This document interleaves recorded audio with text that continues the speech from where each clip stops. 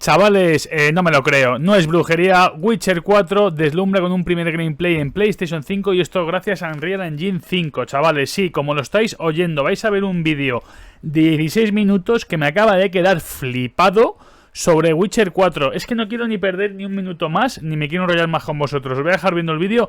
Os recomiendo que os pongáis los subtítulos si no entendéis el inglés. Los podéis poner en un momento y no hay ningún problema. Y vais a flipar. Chavales, lo más gracioso es que el juego está mostrado en PlayStation 5 estándar a 60 FPS con Ray Tracing. Y se ve que flipas.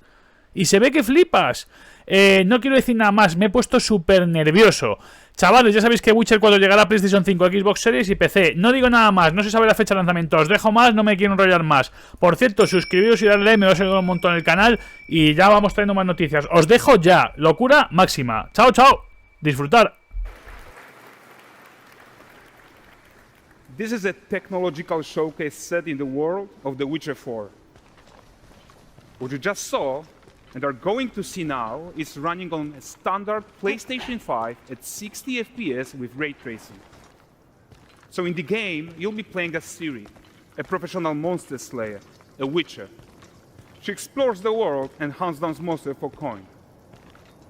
The region we are in is called Kovir, and you'll get to explore it in a game. Right now, Ciri is investigating a monster, and after gathering new clues, she is heading back to a nearby village.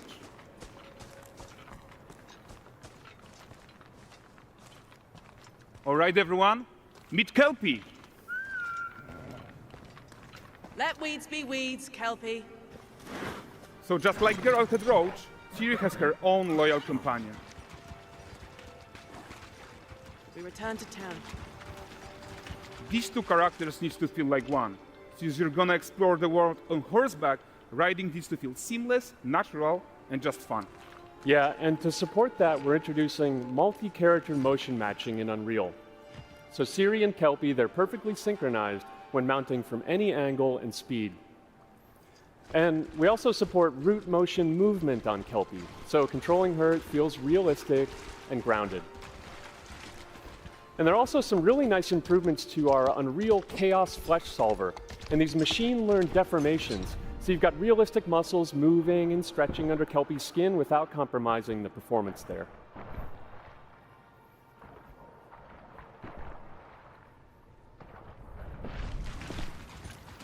So let's leave Ciri behind for a second and talk about the world itself. So much of the Witcher world is natural, organic, especially Kovir with its dense forest and wild nature. Yeah, and wild nature is hard. And with nanite geometry, we've freed artists from so many of their old constraints. But we don't want to rest until everything we do in Unreal has that same spirit of freedom. There's always more work to do. And foliage is a huge piece of that puzzle. So we are excited to introduce nanite foliage. And in order to achieve gorgeous foliage density everywhere, while still being memory efficient, fast to render, we believe that a new idea was needed. So instead of the same card approach we've been using for the past 20 years, artists should be free to take a nanite approach to foliage, modeling every single leaf and pine needle.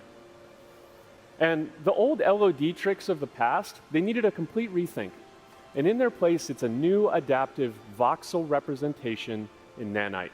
It's volumetric, it's fully 3D, it is super fast to render.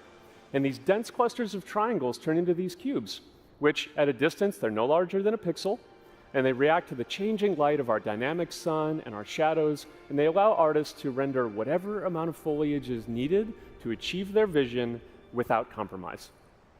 And no compromise means how ambitious we are when it comes to bringing our vision to life with incredible visuals. But more than that, together with Epic, we created faster way to load the world. We can now bring in more content more quickly for the smoothest possible experience as we fly down to catch up with Ciri.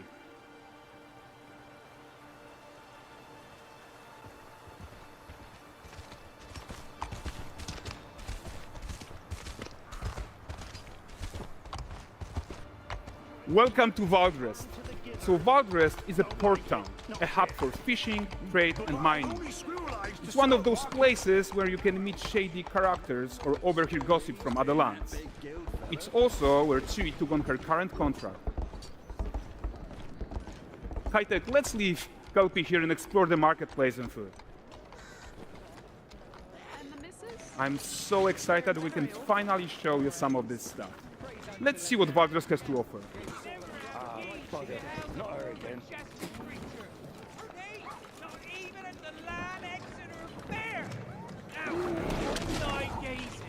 Present him with a fish. For the furry rascal will often wait, and a bear's weight grants good fortune. For this meat,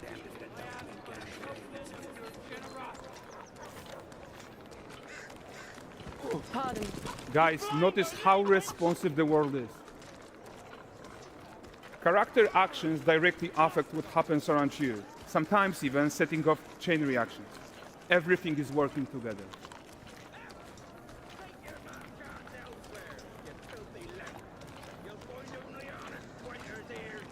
Oh, look at this poor gentleman being taught how to fly by an angry innkeeper. That's what happens when you cheat at Gwent. Last of it, is it?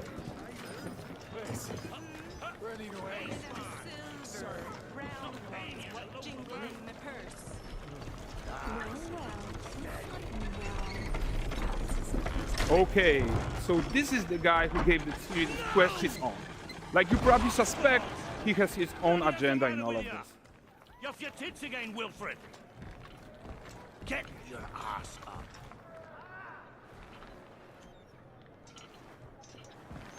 A typical day's toil. Who in? Ah, Witcheress. What news of my wagons? No eternity is taking that damn salt to arrive. I found them. And, well, suffice to say, they'll not reach you. As for the salt, I found not one speck. I presume this comes as no surprise to you. Now. Kavir's smuggling trade is of no concern to me. Shush, shush, shush. The manticore that flattened your cart and devoured your men? Quite the opposite. Manticore? No, them winged hellspawn dwell in the arse end of Creighton, not here. While Ciri decides what to do about that merchant, let's take a look at the character technology that powers this marketplace. Why don't we listen in on these fishmongers? They're selling their wares, chatting up customers. Morning, catch this is. Won't find none fresher. Reckon me lady's after one of them. Comes. Get this cleaned and gutted for you. You mind, dearest? Into seeing some and more. Got mackerel cod, all Braxton's finest. And there is tons of tech at play here, even in this simple market stall. Metahuman tools, improved Unreal smart objects, chaos cloth, and more. Yeah, and all of this exists to make sure that the gap in quality between Ciri and NPCs is as small as possible. Yeah, and closing that gap, it's not just about fidelity, right, but also authenticity. They should react to changes in the world around them. But the prisoner in pillory isn't exciting enough for Valdres. Let's grab everyone's attention with a circus.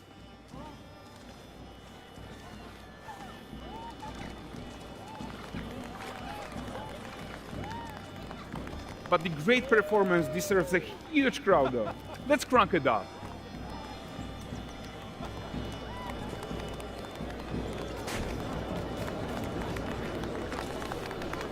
So you are seeing tons of optimizations here to many of Unreal systems, including an entirely new Unreal animation framework, allowing us to fit easily in our 60 FPS budget, not just in rendering, but also with room to spare on the game thread. Over 300 animated skeletal mesh agents all going about their business. And the whole point is to leave breathing room for developers like you to introduce the gameplay and the systems that your players expect, empowering you to make your worlds come to life without Unreal standing in your way. You are right, and that's the open world RPG that we're making. But before we wrap up, how about one final check-in with Ciri?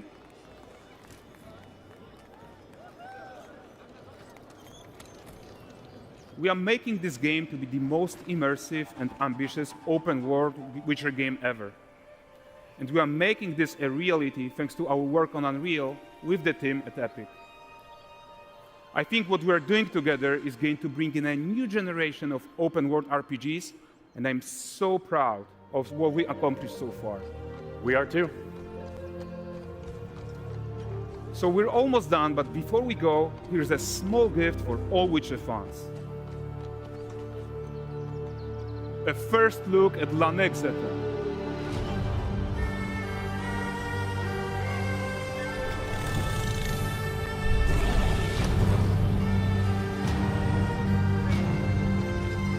Onward, Kelby.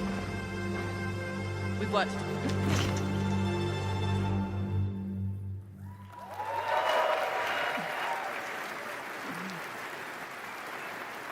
Thanks, guys. Seriously, it looks amazing. And we've also barely scratched the surface of what's coming in Unreal 5.6. So here's Julien to tell you even more. Thank you very much. Thank you so much.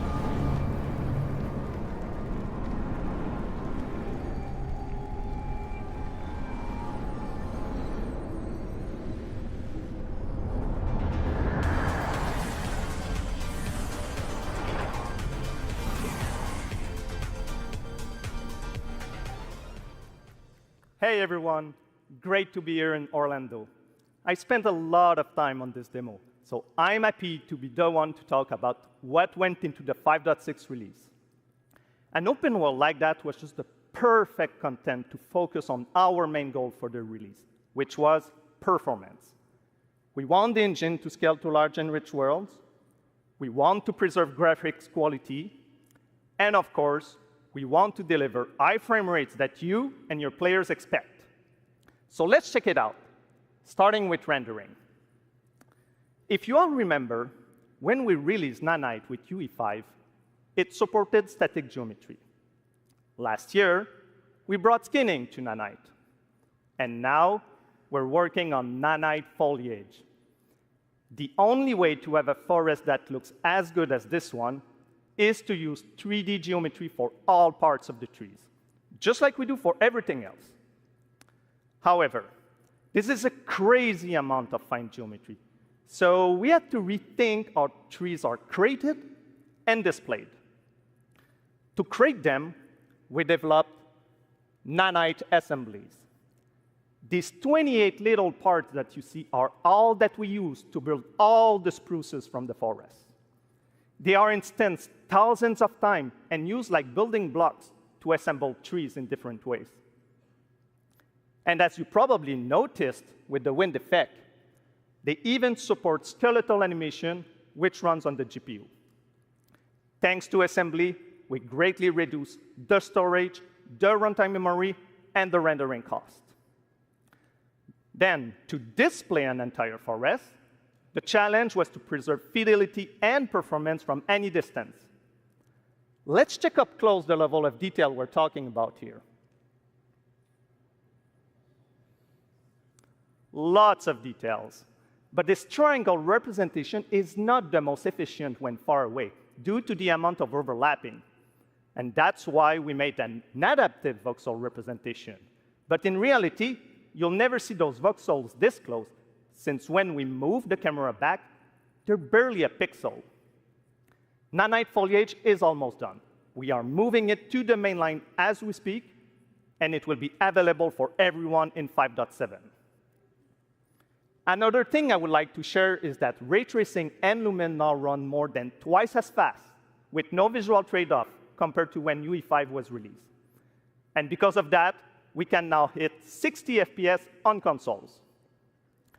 And finally, we rewrote the rendering pipeline to run asynchronously so you can increase the richness of your scenes even more. Now let's talk about chaos physics. For Chaos Cloth, we improve our cloth-to-cloth constraint solution. This removes a lot of collision evaluation when garments are piling up and interacting with each other. Even for complex setup like Series Cape, we hit a sub-millisecond budget on PS5. With Chaos Flesh, we introduce procedural muscle activations to make deformation and motion more natural. Your artist will still have control over tetrahedral simulation, and train ML models that run fast in real time. We now support the baking of fluid surface data into lightweight assets to be played back at low cost. This is going to give you high-fidelity water without the performance cost of real-time fluid simulation. For animation, we work on both performance and fidelity. Here, you can see how Siri and Kelpie match up in their interaction. Well, that works no matter the angle of approach. That's our Modes character motion matching solution. We also added motion matching in Sequencer to build stitch tracks. With them, you can seamlessly transition from gameplay to cinematic. Also, we now have a secondary layer of animation driven by physics in Control Rig. We used it in Kelpie's rig to drive the mane, the tail, and the saddlebags. And now, I'm happy to announce that all these features are already integrated into our new Unreal Animation framework, which we are releasing as experimental in 5.6. We built it with performance first in mind. Animation evaluation are now running in parallel off the game thread, which was our bottleneck. And for the other character systems that are just as costly, like movement, avoidance, state tree behaviors, we also move them to worker threads. This is really going to help you create scenes that are crowded and lively. Streaming has always been a big deal regarding performance. And the three biggest improvements we made are physics state creation, which now runs async, improved runtime PCG for ground scatter on GPU, and a new FastGeo plugin to stream static geometry. And just to take a different example, in CitySample, the streaming time was cut down by 90% while moving at high speed. We focus on a lot of areas for performance in 5.6, and mobile is no exception. We work on better defaults and scalability settings for mobile and minimize the default package size. We also improve our workflows with a UI refactor of the viewport toolbar and content browser, an on-device iteration workflow, and a mobile preview solution. So there you go. Unreal Engine 5.6 is all about performance, and it's available today.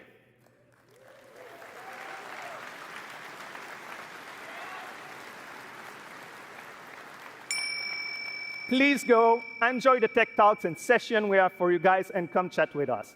And now, please welcome Chris from the MetaHuman team. Thank you.